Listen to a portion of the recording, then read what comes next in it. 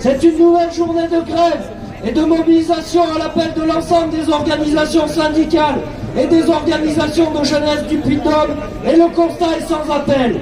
Nous sommes encore nombreuses et nombreux dans les rues de Clermont pour affirmer notre refus de voir diminuer notre temps passé à la retraite pour l'ensemble des travailleurs et des travailleuses, du public comme du privé. Le projet Macron-Borne veut faire des pensions et de l'âge de départ à la retraite des variables d'ajustement pour financer des baisses d'impôts pour les entreprises et les actionnaires. La cotisation sociale est au cœur du principe de solidarité. La cotisation sociale est un prélèvement sur la valeur produite par le travail qui permet une socialisation de cette valeur et le financement de la sécurité sociale. Macron, c'est fini d'être borné, et ton projet, c'est dans les poubelles de l'histoire que nous allons le renvoyer.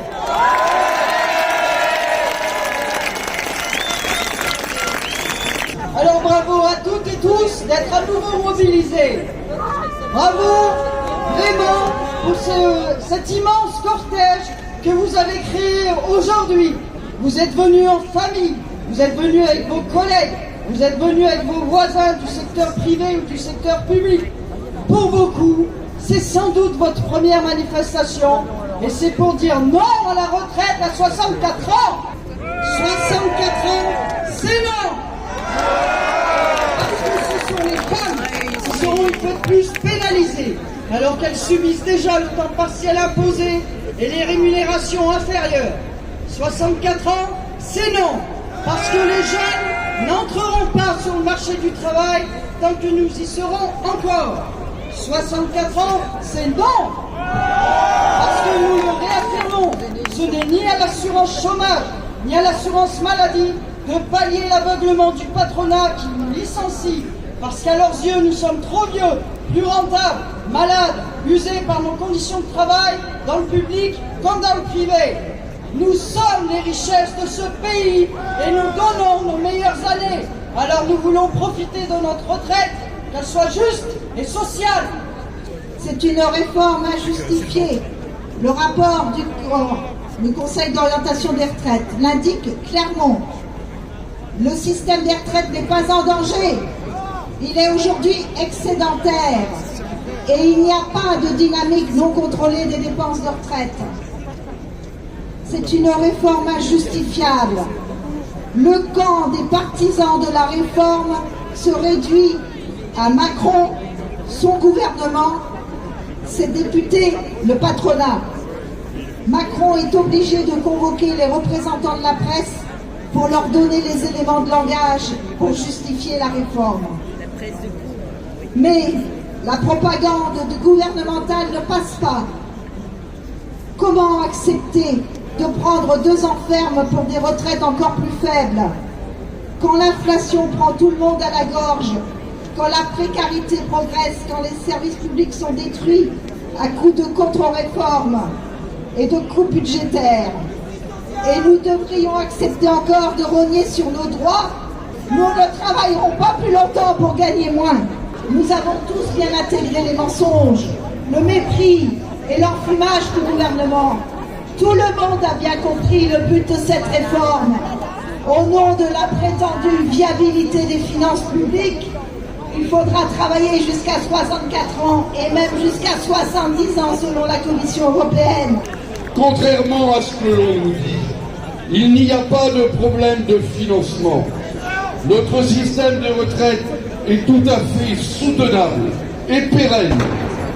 Ils nous disent que l'espérance de vie augmente. C'est une contre-vérité. Elle ne marque plus depuis 10 ans. Partir plus tard à la retraite, c'est un manque total de lucidité. Après 55 ans, les salariés n'ont majoritairement plus leur place dans les entreprises. Les femmes avec enfants, si cette réforme passait, seraient particulièrement touchées. Pour partir, elles devraient attendre 64 ans. Le gouvernement veut réformer les retraites pour financer d'autres dépenses au détriment des salariés et des agents de la fonction publique. Macron-Borne, tu nous as mis 64 ans.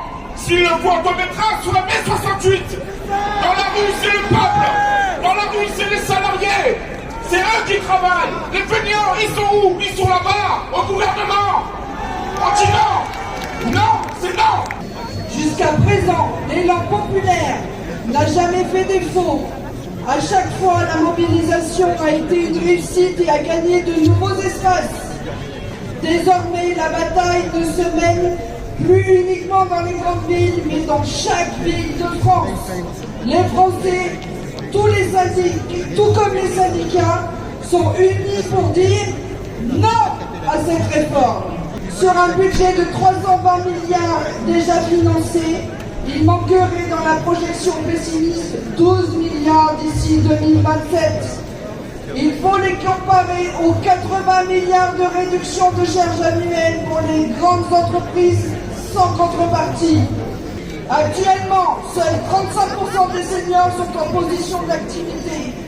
Les autres sont soit au chômage, soit malades, soit en incapacité.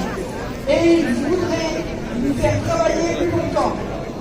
Arrêtons cette hypocrisie.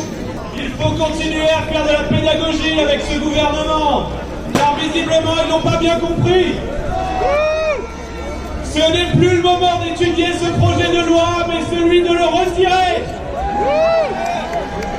Ça fait presque un mois qu'on est dans la rue toutes les semaines, et ils n'ont toujours pas compris. Alors on va mieux leur expliquer. La retraite à 64 ans, c'est encore et toujours bon.